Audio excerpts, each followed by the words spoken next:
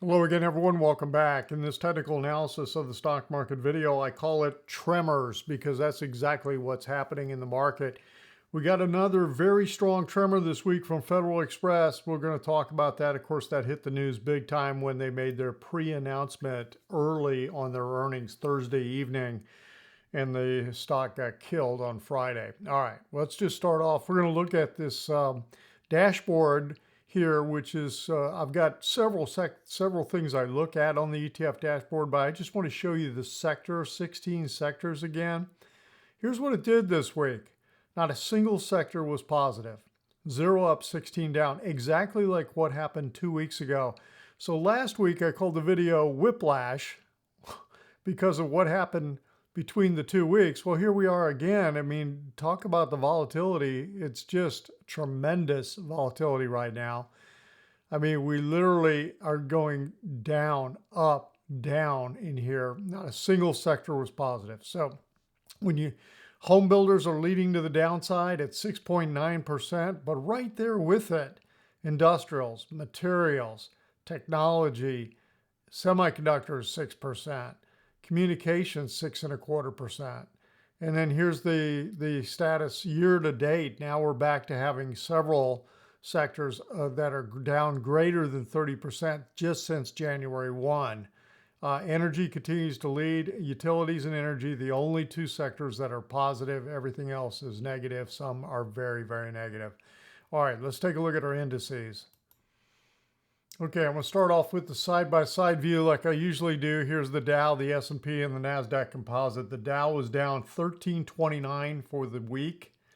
The S&P down 194, and the NASDAQ down 664. What is it that jumps out at you when you look at it on the screen?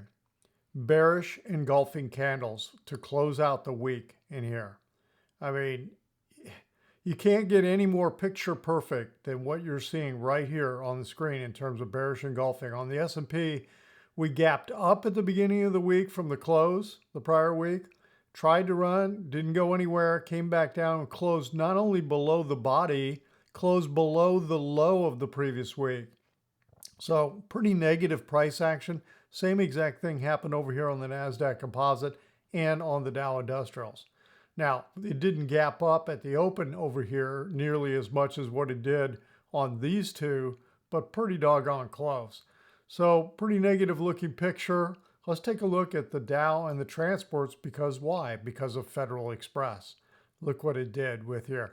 So the Dow transports are leading the Dow Industrials to the downside. So they have now pushed down and closed, well, they've pushed intra-week below the June, July lows, okay? And this is the lowest close of the year right now.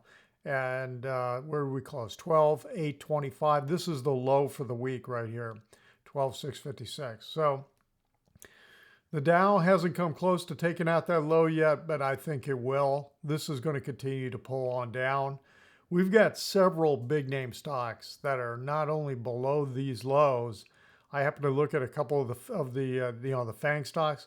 Netflix is below the March 2020 low, and Meta is getting very, very close to taking out the March 2020 low. So yeah, there's some serious damage going on in here. The interesting thing on the Dow Industrials is look at this gap right here. This gap was created November of 2020, the week of November 9th, 2020. I think this gap is going to act like a magnet. It's just going to pull this index down. And yeah, it's going to fill it, but I don't think that's going to be where this, baby stops. I think there's a lot more room to the downside. All right, we're going to focus on the S&P today. Let me take a look at that. Okay, let me pull that up right here. So here's the weekly chart we just looked at on the S&P. Here's the daily chart. So let's just take a look at this. This is what I call my moving average view because this is where I've got all the technical indicators, moving averages, etc. The interesting thing about all the major indices this week is they broke this trend line. The counter trend move that happened coming off those June, July lows and the rally into mid-August, that trend line has now been broken to the downside on all the major indices. but you're also going to see that it's breaking on indicators also. So the S&P was down 28.02. The preferred Elliott Wave count that I'm working is this leading diagonal, contracting leading diagonal. I'm still holding this as the preferred count I'm working on. We're watching the wave count in here. Now, I believe we have minor wave 1 down, minor wave 2. When we first started moving this to the downside, I started calling this minute wave 1, minute wave 2, but the movement that has occurred is starting to become large enough that I think these are minor waves. And so I believe right now we are in minor wave 3 to the downside. And what are we looking for? 5 waves to comprise intermediate wave 3 down. Now, here's where we're at. Now, here's where a normal length wave 3, given wave 1 and wave 2, a normal length wave 3 is going to be down here at 34.10. Does it have to go that far? No. Can it go further? Yes. So this is just a target. And we'll watch and see, how do the 5 waves unfold within this third wave down? That's going to be key to tell us, are we really going to be reaching this area, or are we going to be going further than that? Okay, so that's what we're looking at right now. Of course, the alternate count is a similar type move, but an expanding leading diagonal pattern down here. Okay, that you could count it this way, and I believe it's legit also. Okay, so now when you look at this for an expanding leading diagonal pattern, wave 5 has to be greater than wave 3. Well, here's where wave 5 equals wave 3, 33.20 rounded, 33.25. So it's going to come down and exceed that if this pattern is playing out. So greater than 33.25, 34.10, you get the idea. Okay, so that's where we're at. When I look at this on the hourly basis, here's what's been playing out the last couple of days. Now, this wave 2 rally right here on a 65-minute chart is pretty shallow little wave 2.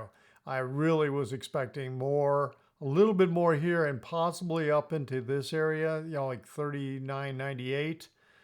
We just didn't get it, and we just kept pushing down. So I'm having a hard time counting this as a wave 1. The entire thing is a wave 1. So we'll see what happens on Monday, okay? Do we gap down on Monday? And why do I even think that? Well, I'm thinking that because of the way we closed.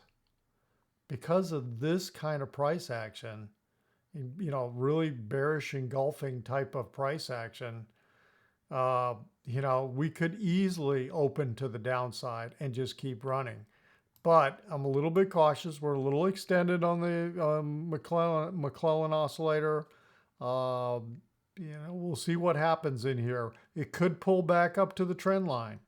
You know, given all the major indices broke the trend line, it could do the classic pullback for the, you know, kiss goodbye and then roll over.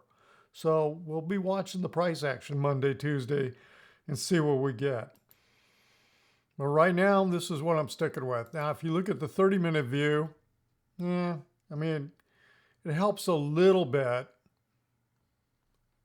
but this is the way I'm staying with the wave count that I've got in here. And it, you know, it looks like we're starting to, I don't think we're starting to, you know, subdivide lower in here in terms of the minute wave 3, but it can get kind of messy when you start getting into very, very low time frames. Okay, so that is the picture on the S&P 500 right now. Expecting continuation to the downside. We've got some targets that are ways off. And of course, the question everybody asks is, well, when do you think we're going to hit that target? Is really, really hard to tell. You know, I am just putting, in terms of time frame, I'm just putting this out here, okay, as a path forward. I'm not saying it's going to hit 34.10 by October 15th. I'm not saying that at all, okay? I'm just saying this is a target. This is the path we are on. We will watch and see how do the waves unfold in here as we come down, and then start looking at a little more accurate projections. Okay, enough on the S&P 500. Let's take a look at a couple of our indicators. Okay, the first one I want to start off with here is the high lows. So this is the picture of the net of the new highs minus the new lows on the New York Stock Exchange. And it looks to me like we're starting to break down. But for those that are thinking we're near the bottom, these are the kind of numbers that you got earlier in the year. The low in January, here's May, here's June. We're not even close to those kind of extremes. Let's take a look at the NASDAQ. Let me just raise that up right here. And actually, I guess it's minus 452. It's very, maybe I was showing you the NASDAQ. Sorry, I think I was. This is what I wanted to show you. Apologize for the confusion. Minus 349 on the New York. Okay, so here's the picture. And then here's the lows that we had on the New York. So the first one was the NASDAQ. This one is the New York. Okay, and let's take a look at what's going on the S&P with the percent of stocks above their 200-day moving average. It is breaking down the trend line, just like what's happening with the index itself in here. Okay, the number of new lows for the day. Okay, 362 on the New York Stock Exchange. 479. So these are the actual new lows. What I just showed you on the picture on the graph was the net between new highs minus new lows. Here's how that picture is starting to go, and you can see we're not even into this kind of picture at all. Okay, let's take a look at Federal Express. Okay, here's what happened with FedEx on Friday. Down 21.4% at the close, but you can see it was a lot lower at one point in here. The low for the day, 155, it closed 161.02. So pretty negative, huge volume that happened on the day. Pretty negative picture. They say this is the worst, and again, I don't have data back to 1980 and beyond, but this is the worst performance. We're worst one day for FedEx since at least 1980. So here we are with these 40-year timeframes again. I find that pretty interesting that, we keep talking about comparisons to, 40 years ago, interest rates 40 years ago, things that are happening in the 70s, 40, 45 years ago. I think we're going to find a lot of things are going to start lining up and getting in sync with that kind of thinking and that kind of things happening. So here's the picture on the weekly for FedEx. Here's the low 155 that I mentioned. Okay, here's March 2020, 88.69. So it's not close to, but it's on its way, but it's not close to taking it out just yet, but pretty big hit. And this is the lowest close on Federal Express since the week of July 5th, 2020. So I look at this, my first reaction when I heard this is like a canary in the coal mine. Okay, when you looked at what they were saying, I know everybody immediately starts, well, is it, FedEx, it's the company, they're not managing it correctly, et cetera, et cetera. Well, they clearly came out and also said that because of macroeconomic conditions, things that were happening, shipments that were, dropping off and all that kind of stuff, the implications are that things are slowing down dramatically around the globe for a company that basically is shipping stuff everywhere, right? So I looked at this and said, okay, their quarter ended August 31. Okay, their first quarter ended August 31. That's 2 months into the third quarter for the vast majority of S&P 500 companies. So to me, that is a real tell. Everybody was looking for the second quarter results to be cratering, and they really didn't crater all that much in the results that came out in July and early August. Well, I think this is a tell on what is about to happen with the third quarter for a lot of S&P 500 companies and others. So interesting picture. We'll see what happens. All right, that's it for this weekend. Everyone if you felt like the video was helpful, give it a thumbs up. If you're not a subscriber to the channel, hit that little subscriber button. And if you'd like more of this information on a regular basis, head on over to joehenches.net. Check out the website and the membership. Everyone, have a great week. Well, hell, we got the Fed meeting this week too. Have a great week. We'll talk to you on the next video.